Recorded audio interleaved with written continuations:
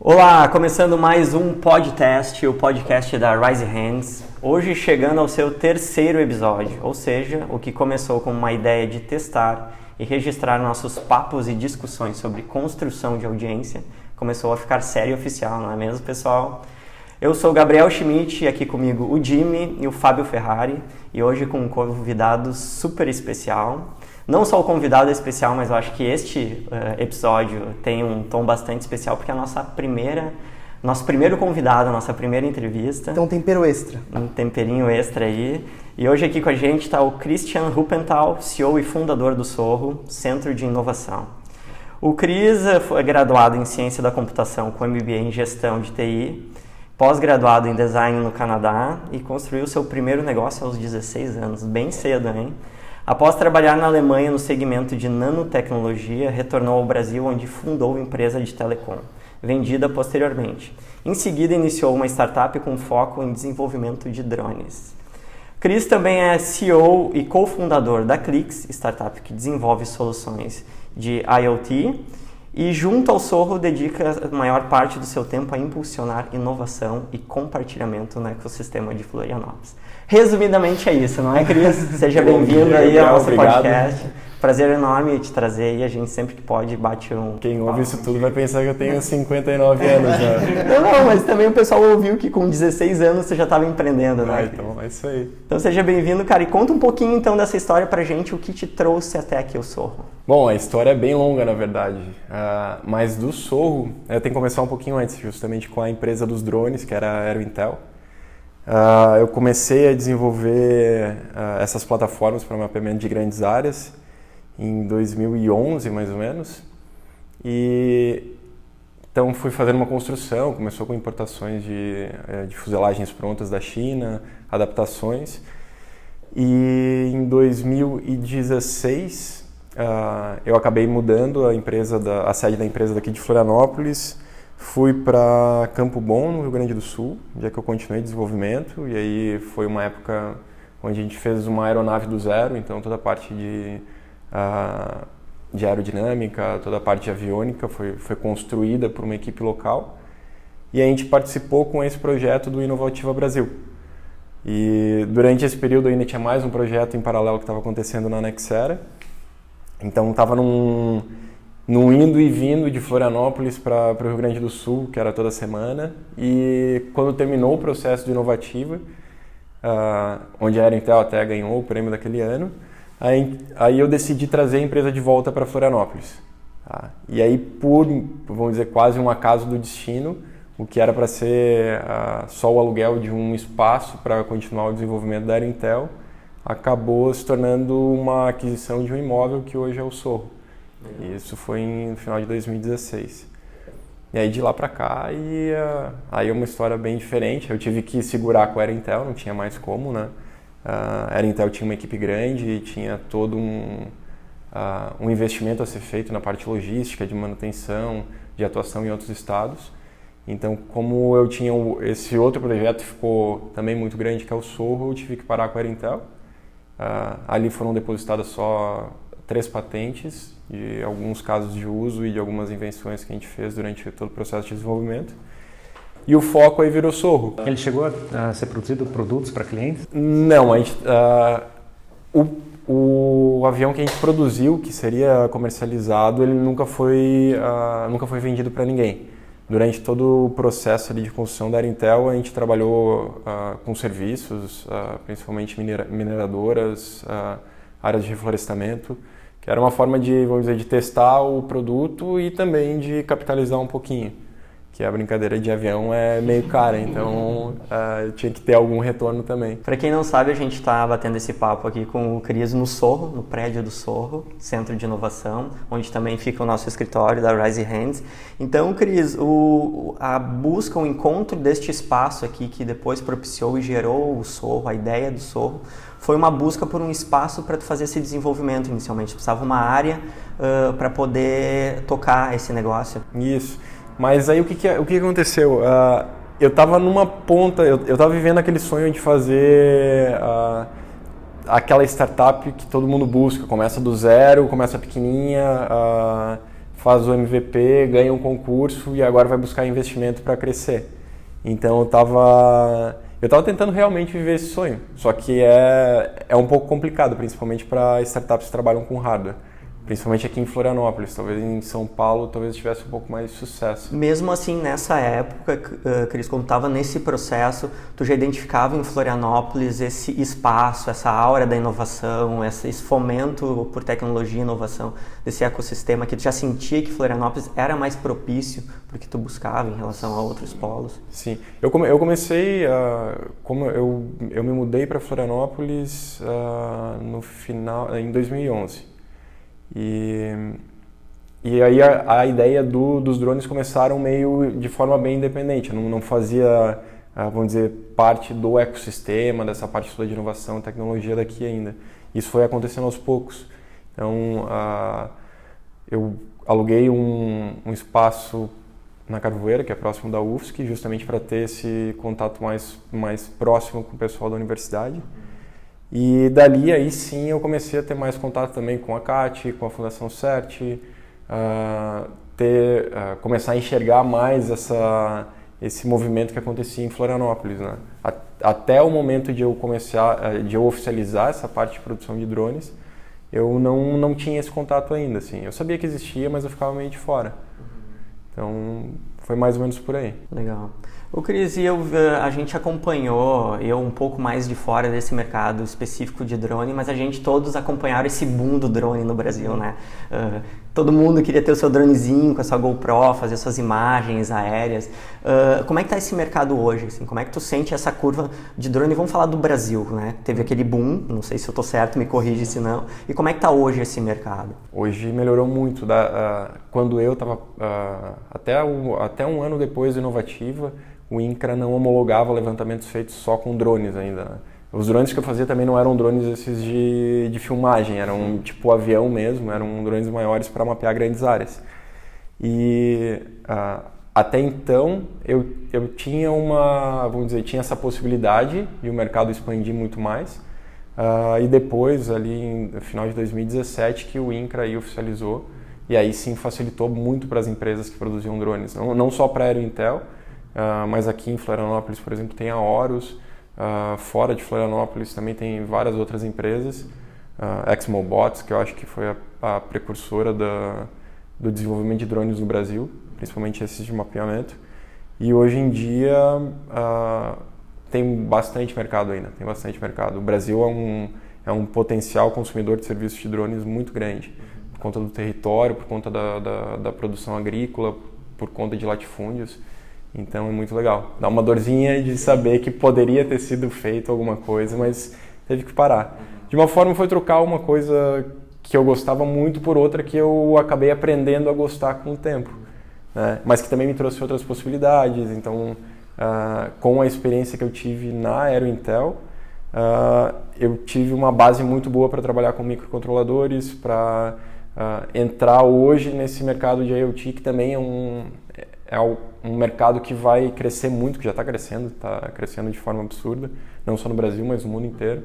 Então, isso foi legal, foi como se fosse um preparatório para uma outra coisa que vinha depois. E essa questão, né, Cris, que você fala de IoT é algo que as pessoas ainda muito projetam, né, imaginam, pô, como é isso, né? O cidadão que não está acostumado com tecnologia pensa, cara, isso é uma coisa de outro mundo, como é que eu vou usar uma tecnologia, como isso vai se integrar à minha vida? E a gente tem visto que cada vez mais o uso dessa tecnologia está presente na vida das pessoas. Você acha que essa chegada, em que momento será que a gente vai ter essa chave no sentido disso virar algo totalmente comercial, assim, totalmente acessível? Já está virando, mas como você entende esse movimento do IoT chegar para quem está passando ali na rua e é apenas um usuário da tecnologia? Então, na verdade, essa parte de dispositivos conectados e toda essa parte de embarcados já existe há bastante tempo. Agora ela está difundindo de forma mais rápida por conta que os microcontroladores se tornaram mais rápidos, mais baratos, com mais capacidade, mais opções de conectividade e também framework para desenvolvimento. Agora eu acho que ainda o problema não é... O problema é que existe um gap ainda, porque a maioria dos desenvolvedores acabaram migrando para linguagens mais abstratas, tipo Python, Ruby, alguma coisa assim. E quando a gente fala de microcontrolador e IoT, a gente tem que voltar um pouquinho para C e C++. Então agora o pessoal que avançou para algo mais abstrato vai ter que voltar para uma coisa um pouco mais básica para desenvolver firmware, para desenvolver as aplicações que vão dentro desses microcontroladores. Mas já é uma realidade total, assim, e a evolução em cima disso aí é muito grande. Na Cyclics a gente focou no início na parte de controle de acesso, então controle de acesso físico mesmo, e a gente acabou pivotando para a área médica, né, para a parte de rastreamento de ativos dentro de hospitais. Mas fora isso, tem um ramo... Uma imensidão de atuações. Exatamente. O problema do IoT é a questão do processo industrial. Tem que chegar, não é tipo só uma software house que vai chegar e fazer um aplicativo SaaS, tem que ter um processo de organizar uma empresa para produzir hardware ou terceirizar esse processo, né? Não é tão simples assim.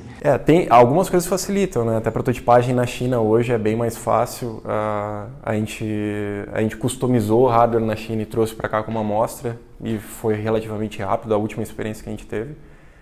Então essas coisas que estão facilitando um pouco. Tem muito mais hardware de prateleira que dá para ser usado para pelo menos montar um MVP, para montar um protótipo que vai funcionar. Aí, em cima disso, dá para validar no mercado, dá para validar internamente e aí mandar para uma produção.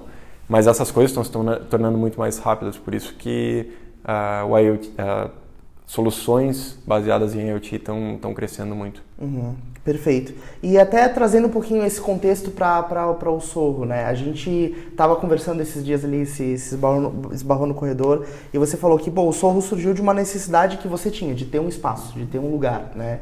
E a gente vê que o ambiente aqui, ele tem toda essa característica de automação, né? Das coisas, a tecnologia, o IoT está muito presente aqui no ambiente. Mais até do que eu vi em outros lugares, assim. Eu acho que de todos os lugares que a gente teve a oportunidade de conhecer aqui, tudo é muito mais automatizado, assim, no sentido de reservar uma sala de reunião e aí pelo aplicativo e aí a sala ser abastecida com energia e tudo acontecer de forma muito, muito fluida. Aqui no Sorro tem esse conceito do espaço maker também, né? Então, eu acho que você que trouxe bastante isso pro DNA do ambiente, né? Tem isso aí. Aqui não foi casa de ferreiro espeto de pau, aqui a gente gostava de brincar muito, então a gente fez várias... durante a concepção do Sorro, porque o Sorro... ele teve um projeto, a gente tinha uma noção do que a gente ia fazer, mas ele foi meio que encarado como se fosse uma startup. Então, no meio do caminho, a gente pivotou algumas vezes, a gente acabou aprendendo com o pessoal que já estava aqui, como a gente foi crescendo aos poucos, não foi uma ocupação mais artificial, onde a gente fez muita publicidade, onde a gente tentou arrastar todo mundo para dentro. Nos deu esse tempo de ir construindo aos poucos. E como tem um monte de engenheiro aqui que trabalhava comigo, aí foi mais fácil de criar essas automações. Então, Cris, para quem nos ouve aí e não conhece tão bem o Sorro quanto a gente, conta um pouquinho o que é o Sorro, né? Para as pessoas que estão ouvindo conseguirem visualizar um pouco mais. O que era essa ideia inicial do Sorro, que tu falaste que pivotou um pouco, o que é o Sorro hoje? Então, até para explicar o que é centro de inovação, porque centro de inovação, às vezes as pessoas perguntam, mas o que é um centro de inovação? Na verdade, é como se fosse um hub, um concentrador para startups e para empreendedores que trabalham com inovação. Só que o centro de inovação tem algumas funções, né? Então, no nosso caso, a gente atua na parte de coworking, então tem estações de trabalho que podem ser alugadas mês a mês, tem salas privativas, tem as salas de reunião, tem sala de treinamento, tem as salas privativas, então onde as empresas mesmo podem alugar como se fosse um escritório normal, mas com todas as facilidades que tem num espaço compartilhado. A infraestrutura toda, né, completa. Isso. É um dos maiores coworkings de Florianópolis em termos de área? Sim. Agora a gente está em mais ou menos 60% de ocupação do coworking. Quando ele chegar a 100%, a gente vai a 170 estações de trabalho. É bastante coisa. Então ele fica, se não com 100% de ocupação, se não for o maior, vai ser o segundo maior. Legal. Uhum. E como é que funciona, Cris, esse equilíbrio entre ter toda essa área coworking que tu falaste e as salas privativas, né? Ou seja, que vocês podem receber tanto o profissional autônomo que quer uma estação única de trabalho ou um grupo de profissionais nesse espaço coworking, que também a gente vê, mas também as empresas em salas privativas. Como é que é esse equilíbrio? Tá. O coworking ele é muito mais aberto, né? A gente considera um coworking assim, um espaço assim, com menos restrições quanto às pessoas ou às empresas que entram ali.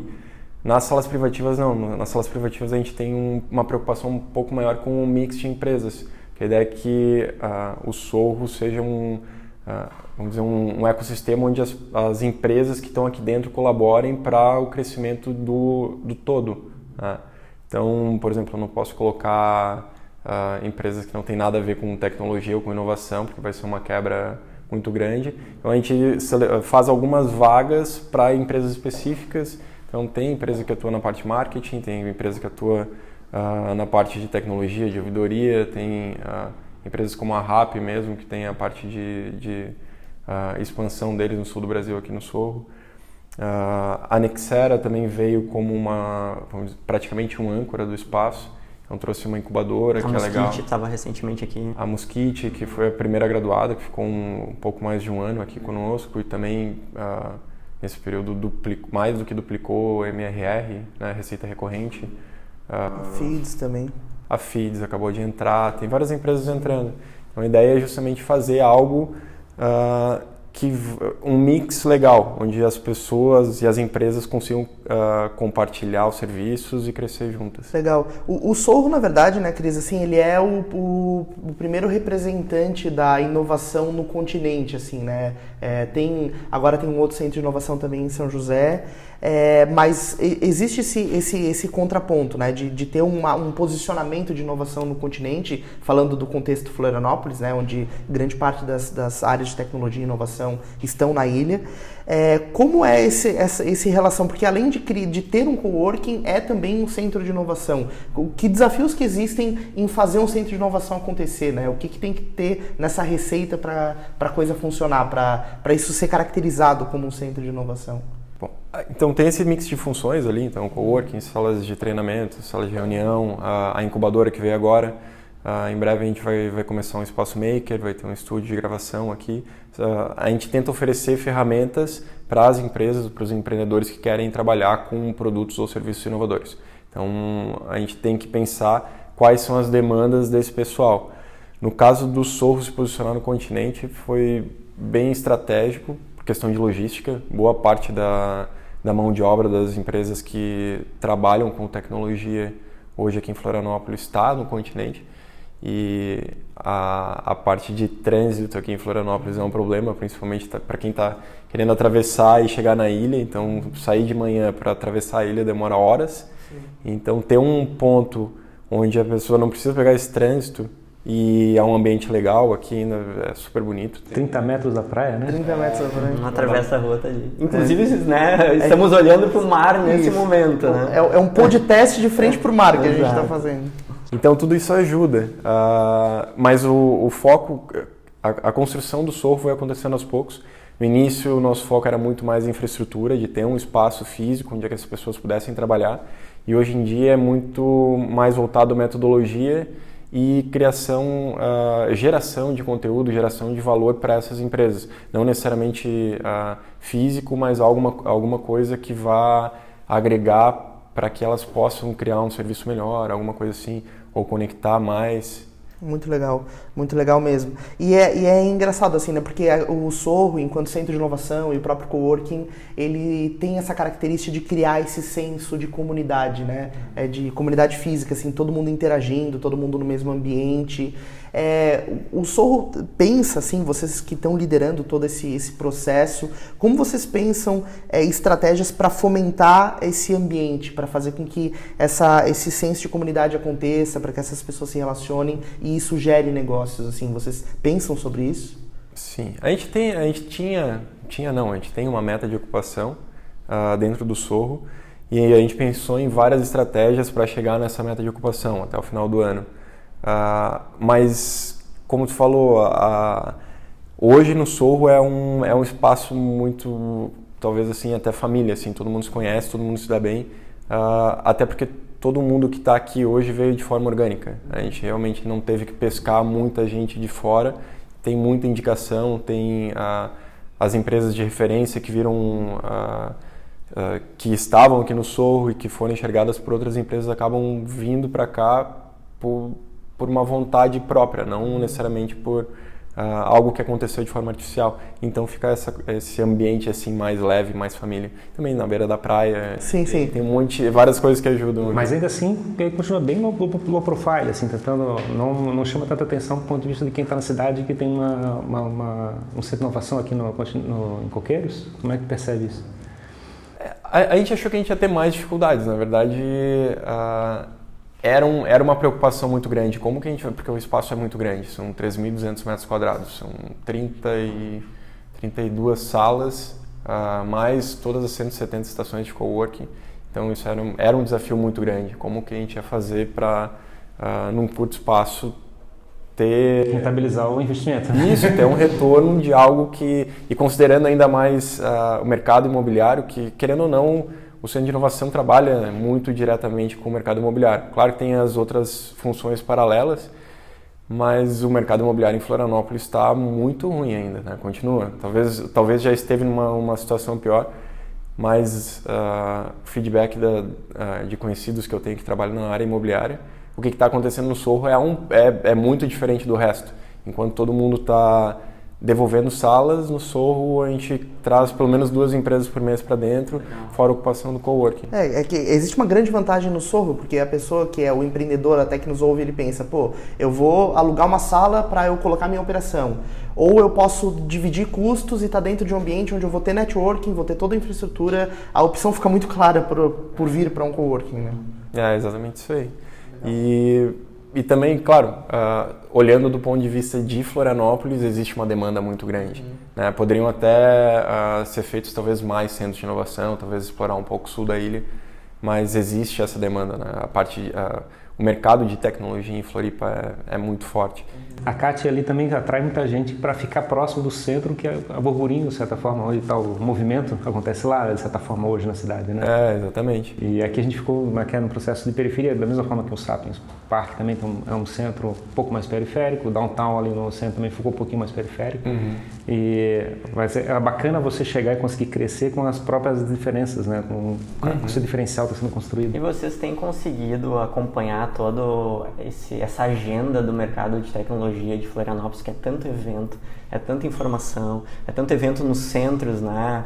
E que esse ano, cara, não consigo, a gente está tão imerso no trabalho, acredito que o Cris também, que a gente não tem conseguido mais acompanhar tudo, a gente, né, tá só olhando às vezes quase que para nossa caixinha. Tu tem conseguido, Cris, participar um pouco desse circuito, ir em algumas outras palestras, falar com mais gente, ir para fora, sair um pouquinho daqui, o Sorro tá te demandando muito, assim?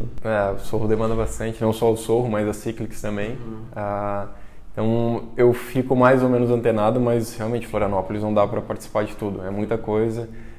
Tem a questão de logística, o trânsito às vezes complica bastante, até mesmo porque boa parte dos eventos acontece lá na CAT no Primavera, então de certa forma é um pouco difícil chegar, que é uma outra coisa que a gente está trabalhando bastante dentro da rede de inovação de Florianópolis, para que esses eventos sejam transmitidos ao vivo, também para que não que eles não sejam agora, mas talvez para melhorar a qualidade, para facilitar com que as pessoas consigam participar, mesmo não estando presentes no local. Mas é difícil. Semana que vem já tem o Startup Summit, tem... Bom, depois eu nem sei, mas tem muito... Não, todo dia tu abre a tua agenda, vai ter, né? Palestra. Os eventos estão se canibalizando aqui em Florianópolis, né? Muita gente, muita empresa fazendo seu lançamento. Esse evento da semana que vem vai ser bem legal. Eu participei da semana do ano passado, teve um movimento muito bacana, as palestras foram excepcionais. Recomendo o pessoal participar. Já que a gente estava falando um pouco da inovação, assim, eu queria fazer uma provocação que eu já fiz para vocês, que é... onde a inovação de fato está acontecendo e onde ela está só se aproveitando dessa aura, desse ecossistema de inovação, né? Porque estar às vezes num centro de inovação, uma empresa, não necessariamente, me corrija se eu estiver errado, a empresa ela está com esse core, com esse DNA para inovação, né? Então, o que vocês sentem disso, assim? Porque a gente fala muito, Florianópolis, ecossistema de inovação, e a gente acha que todas as empresas que fazem parte deste cenário estão inovando. Mas estão de fato inovando? Onde está a inovação e onde ela não está? Onde ela poderia estar? Eu acho que a inovação acontece uma tentativa de romper um processo que está acontecendo, né? Pegar o convencional é muito chato, assim, no sentido de você chegar e não vai competir por igual com outro mercado, e você ter uma tentativa de construir alguma coisa que é diferente no mercado é sempre uma coisa bacana. Você está testando uma tese, fazendo uma hipótese e fazer um MVP, testar no mercado, na prática. E estar num espaço compartilhado faz esse processo de cross-polinização, né? Você começa a pegar ideias de outras pessoas, começa a trazer os elementos de um lado para o outro. O bacana de ficar dentro de um grupo é exatamente essa, você chegar e ficar influenciado pelas pessoas que estão ao redor, né? É a troca, né? É a troca.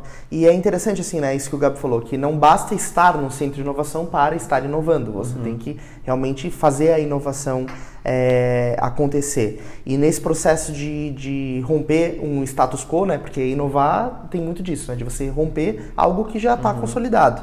Tem uma série de desafios, então também estar num grupo, né? Fazer parte de uma comunidade como o Sorro, te deixa também mais forte para mudar um status quo, né? Para se associar a outras pessoas, a outras empresas e conseguir fazer a mudança acontecer. Esse é um ponto importante na minha visão.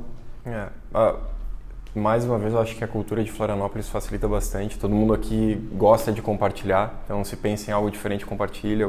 Ao contrário de outros locais que trabalham também com tecnologia, mas o pessoal é muito fechado e se resguarda muito. Aqui é muito mais colaborativo. Isso aí dá para perceber pela quantidade de startup weekends que tem, pela forma como todo mundo abre as ideias sem se preocupar que estou sendo roubado ou alguma coisa assim.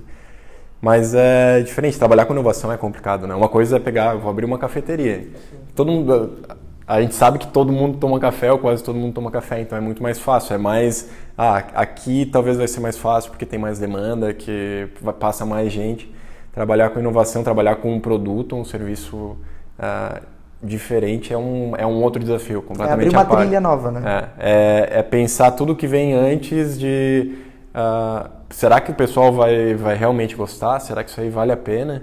Então o risco é muito maior, né? Pensar que também não é uma coisa rápida. Normalmente para uma startup começar a se desenvolver, se fixar no mercado, isso é um processo que normalmente demora anos e pode não dar certo. Na verdade, a maioria acaba não dando certo. Tem que gostar da ideia de dar errado, né? Tipo assim, eu vou aprender pelo menos, né? Eu gosto de falar que inovação, a gente pode ficar falando sobre inovação até amanhã, né? Mas eu gosto de falar que inovação, assim, se fosse tentar encontrar um resumo, é coragem, né? É tu ter coragem. E eu gosto de olhar para as empresas sobre esse viés, assim.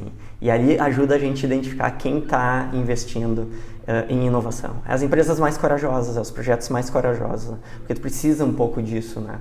Não no sentido só a coragem literal, em termos de bravura, mas se a gente for olhar até a tradução da coragem, ela vem do latim, que é com coração, né? Tu realmente te entregar para aquilo, investir, como é um pouco essa história do Cris, né? Que, tem toda uma entrega, teve toda uma coragem. Não é fácil tu levantar este prédio aqui, essa estrutura do Sorro. Eu acho que passa um pouco mais por isso. E às vezes é por isso essa minha provocação que às vezes a gente sente, né? Muita gente, é fácil falar, estou inovando, falar sobre inovação, né? O empreendedorismo de palco, né? Hoje tu vê todo mundo escrevendo sobre inovação, todo mundo falando sobre inovação, mas é bom tu olhar onde é que está a coragem ali, né? Até ontem a gente falava um pouco. O cara tem que ser chamado de louco, né? Um pouco também tem, coragem / loucura. E eu não sei se isso aí também não acaba gerando, porque...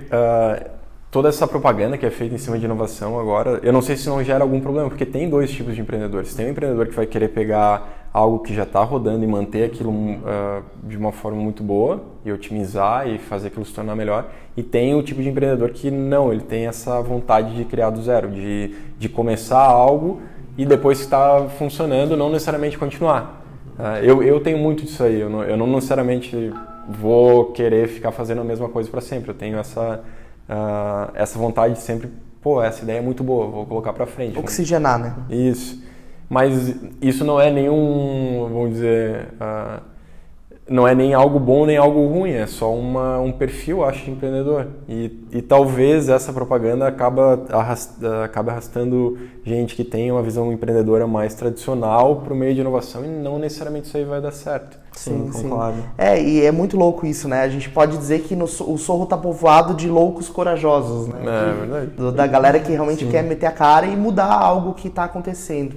E, Cris, você comentou algo muito interessante, né? Que o crescimento de vocês até então tem sido muito orgânico, né? As pessoas têm se sentindo atraídas, têm vindo para cá por indicação e etc. Você acha que quando é o momento de ter uma iniciativa mais ativa do Sorro, no sentido de pessoas venham para cá, né? Como você imagina que vocês vão criar uma estratégia para comunicar o Sorro enquanto negócio e puxar as pessoas no bom sentido, de dizer, olha, venham realmente porque a gente precisa de mais gente aqui? Eu acho que vão ter algumas etapas ainda no meio do caminho.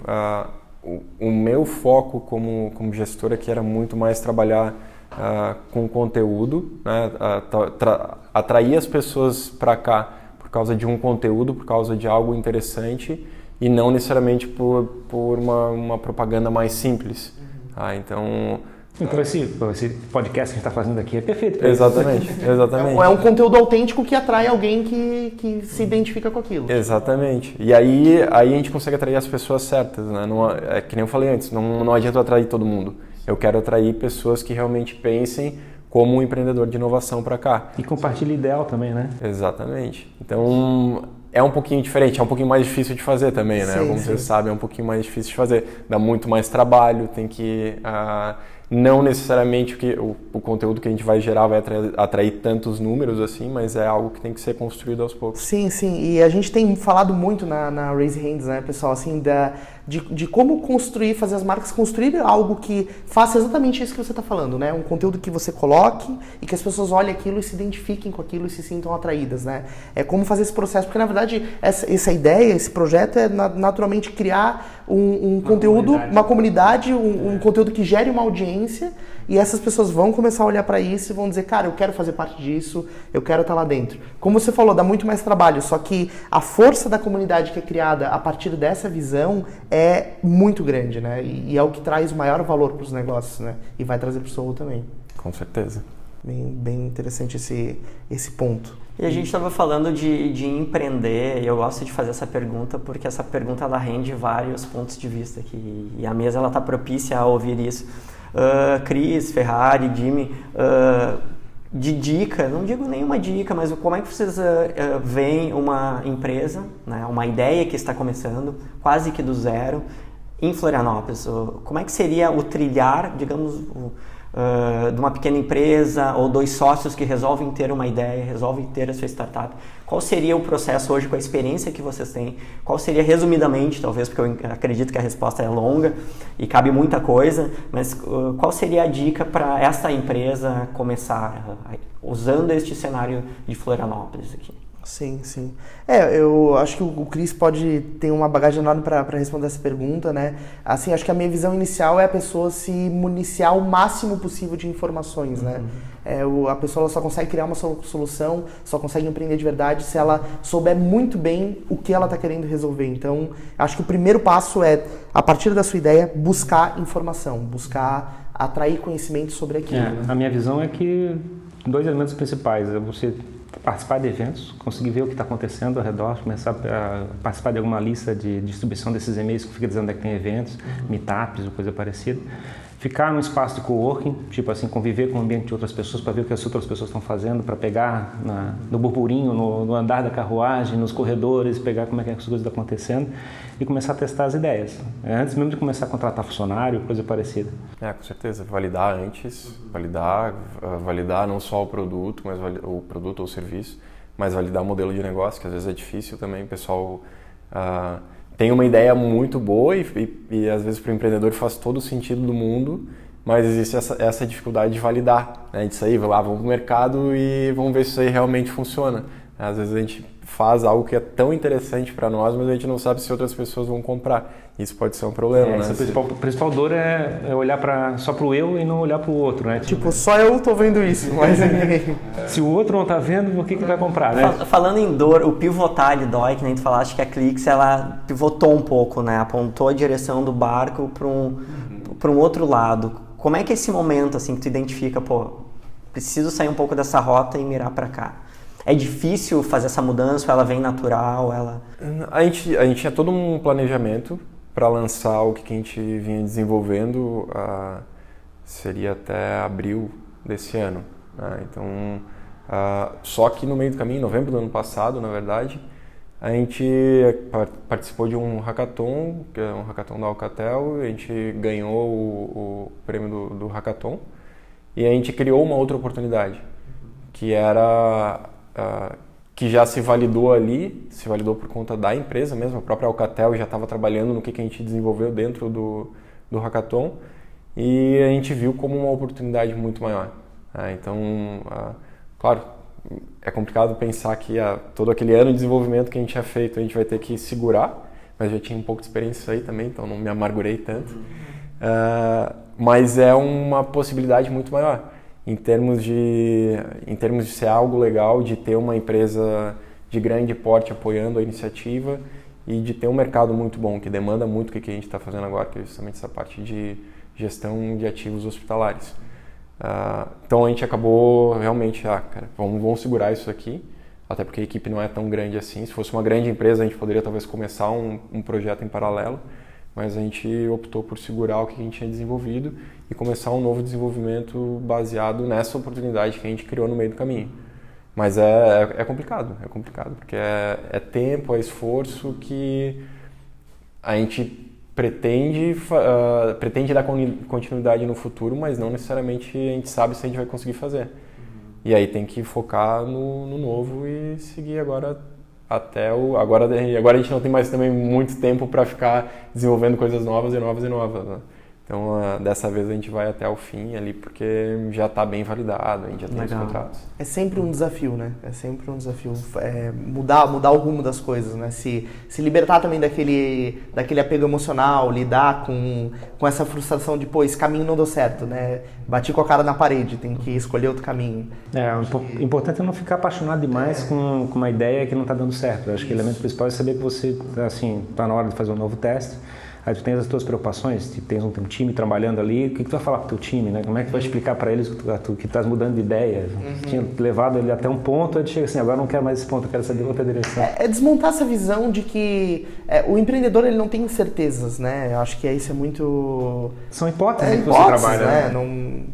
Ele nem pode se cobrar ter certeza, né? Você tem que ter um direcionamento, indicadores, hipóteses. E acreditar que aquele é o caminho, né? Ter o feeling, sentir no coração que é por ali. Bem por aí mesmo. E para desligar, Cris, tem conseguido surfar, cara? Já que a gente fala tanto em tecnologia, inovação, empreendedorismo, vamos aliviar o papo também. Tu tem conseguido te desligar um pouco dessa rotina assim meio louca e bastante ocupada? Não sei se você sabia, mas o Cris surfa muito aí. Muito menos que eu gostaria, essa é a resposta. Da mesma forma né? A gente queria estar surfando mais, né? Não, mas comprei prancha nova, estreiei semana passada, não estava mais bom, mas quem sabe esse fim de semana melhor.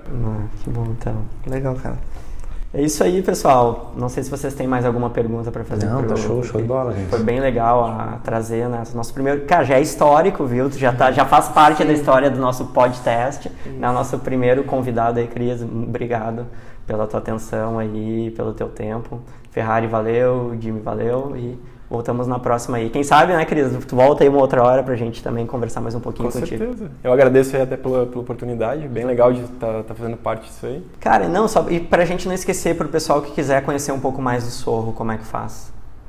O mais fácil, acho que para quem está em Florianópolis já pegar e vir conhecer aqui em Coqueiros, onde foi a sede do Diário Catarinense por muitos anos, então o pessoal conhece fácil. Para talvez quem é de fora ou para quem não conhece muito o continente, vale a pena acessar o site, www.sorro.floripa.br. E vocês têm as visitas também, né, que o pessoal pode marcar? Tem, o Sorro também faz parte da Rede de Inovação de Florianópolis, então entrando no site da Rede de Inovação também é possível pegar as informações do Sorro por lá. Tem visitas guiadas com o pessoal da Rede de Inovação, com o pessoal da CAT. Então é bem fácil de conhecer, é só dar um pulo aqui, marcar ou dar uma ligada antes, mandar um e-mail e vir conhecer. Legal. Jimmy, Ferrari, para conhecer a Raise Hands? Basicamente acessar, a gente está presente em todas as nossas plataformas, Facebook, Instagram, LinkedIn, buscar por Raise Hands, tudo junto. ou Soul Raise Hands. E esse podcast também, o pessoal deve estar consumindo ele no Spotify, também pode acompanhar os próximos episódios, os episódios anteriores. A ideia é essa, a ideia é sempre trazer um conteúdo novo para quem está nos ouvindo, trazer a experiência de outros empreendedores para que a galera enxergue nisso uma inspiração, enxergue nisso um caminho para também criar negócio e desenvolver sua jornada. E acima de tudo, venham para o Sorro, porque aqui a vibe é animal. Legal, então é isso, pessoal. Nos vemos na próxima. Falou. Valeu, tchau. Valeu.